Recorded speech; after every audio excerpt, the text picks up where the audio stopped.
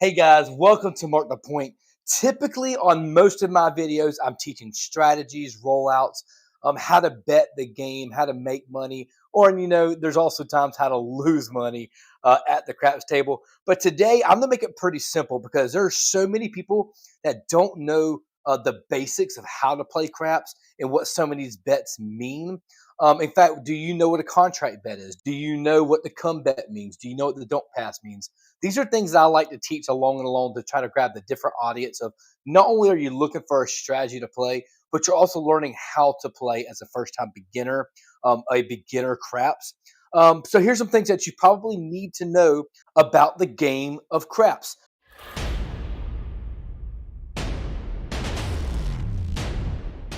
So there is a come out roll, which is the first roll of dice. But prior to the come out roll, you have this on puck, off puck, whatever you want to call it.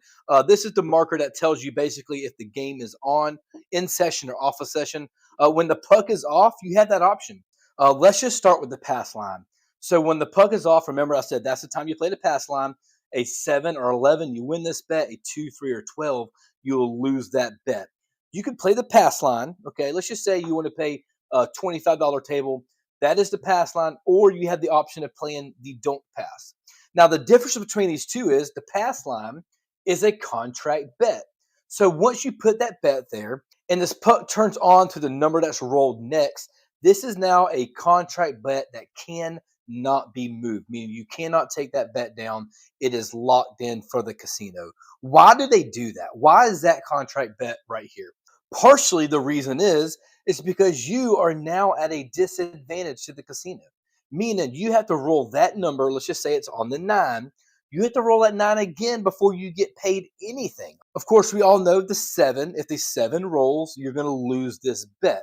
And in case you don't know it, there's 6 ways to roll a 7. So odds are you are in a disadvantage to the casino by rolling that bet, assuming you hit the 9 before the 7. So that means it's contract. You're not allowed to move that bet. Okay, let's turn the puck back off. Now let's go to the don't pass. This is a don't pass bet, which means now a 7 or an 11, you're going to lose that bet. Okay, that's 8 different combinations to lose this bet. A 2 or 3, you're going to win it. But let's just say it's set here. Let's just say it goes to the 8. A lot of people do not like to play the 6 and 8 on a don't pass or a don't come bet to let it travel because they feel that you're less likely to win this bet on a don't pass bet because, well, remember, there's 6 combinations of the 7 and there's 5 combinations of the 8. So really, you are at an advantage right now, meaning if a 7 rolls, which is more common than this 8 right here, then you're going to win that bet right now at even odds. That's an even odds bet. So the casino will let you take this bet down. Why? Because they don't want you to win that bet. So they give you the option if it rolls to any of these numbers. It doesn't matter which number it is. You have this as a non-contract bet. You have the option of saying either I'm going to take this bet down and put it back into your rack. Now stay to the end. I'm going to tell you what I would do no matter what on any of these bets. I'm going to tell you what I would do at the end. So make sure you stay to the end to give you my opinion of how I would play this out. Now let's go over a couple more of these bets just so you know. You have a couple other items here that are contract versus non-contract, okay? This here's a come bet. A come bet is very similar to the pass line. So the pass line, you put that bet out prior to the puck turning on, okay? Let's just say we do not want to do that. And the puck is established. Let's just say it's on the 9 again. Now you can place the come bet. The come bet will go right here in the middle. It's typically right in front of you, wherever you're at. And you place it right here. And this is also just like a pass line. However, it's after the come out roll has been established and it's on the point. Now, this is going to follow suit with the pass line. On a 7-11, you're going to win this bet. A 2 or 3 or 12, if it rolls mixed, you'll lose that come bet.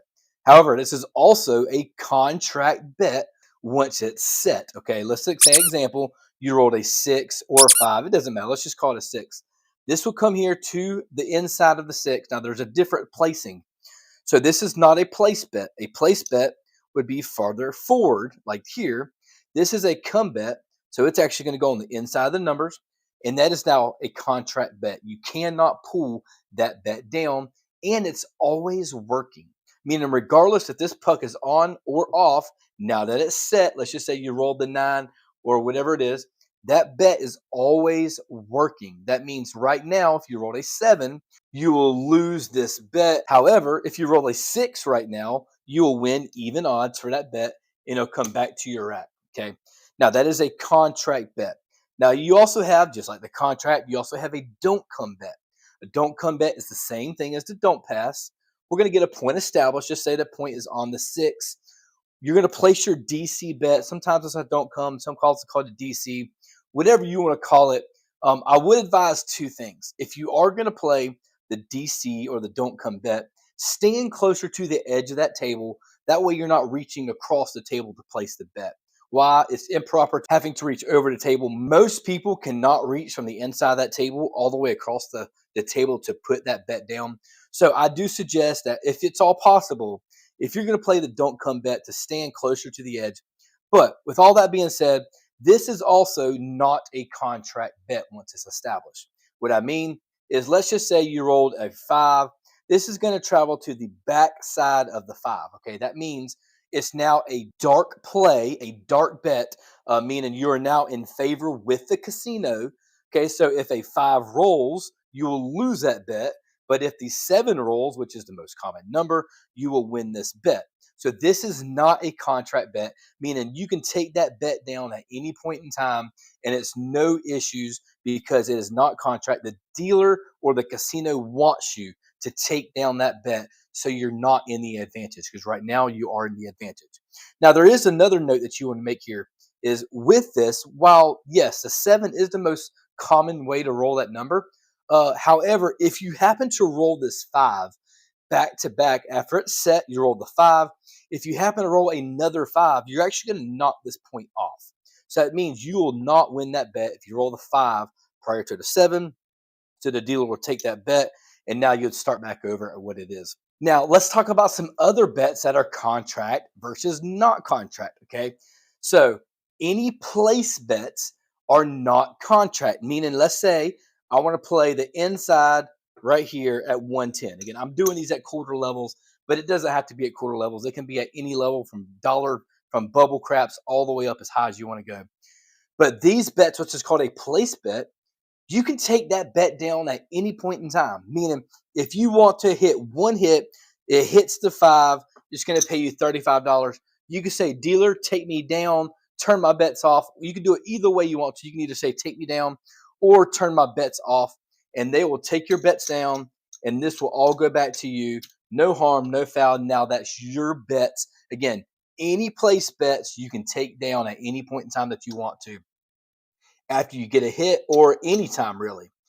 Now, the field bet, which is right here, which is the 2 through 12 with some other numbers here between, what you'll notice is you don't see a 5, you don't see a 6, an 8, or a 7. So every other number except for the 5, 6, 8, or 7 is called the field bet. In this case, it's also a one roll, and it is a self-service bet, meaning at any point in time, you can put that bet down there prior to the next roll. However, I'm going to put a little plug here for a new craps player, in case you're brand new to craps or a beginner.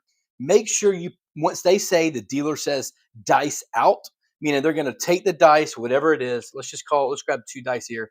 They're going to take these dice, they're going to push it to whoever the shooter is, okay? Once they push those dice, let me see if I can get a little bit better.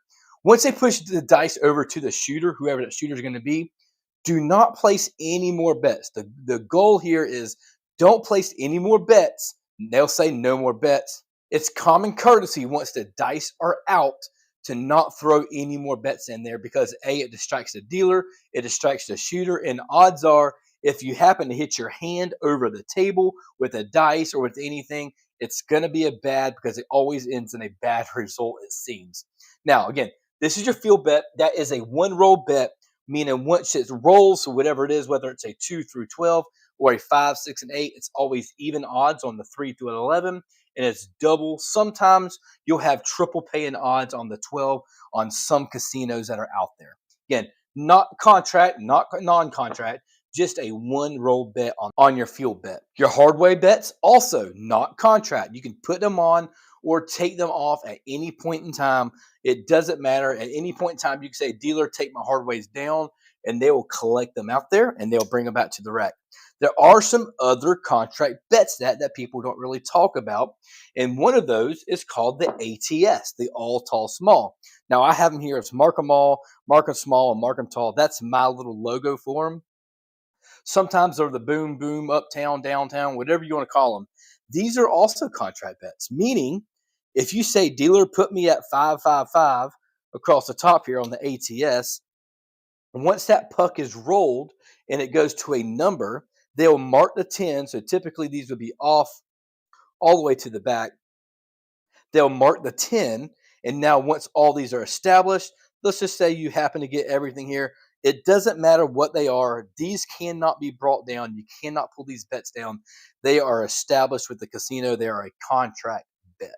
Now, lastly, I told you I would tell you how I would play these bets and why I would, or how I would play a lot of these bets. Let's just start with the pass line.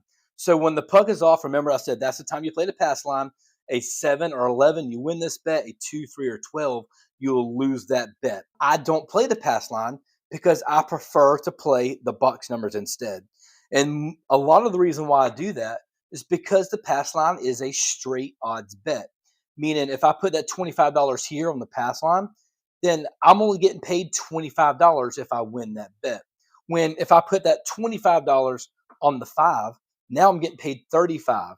Or in this case, I'm getting paid 29 if they let you play that $25 bet. With the 4, I'm getting paid 2-1, which is $50. But with the odds behind, the only time that it really matters when they say, is it the best bet?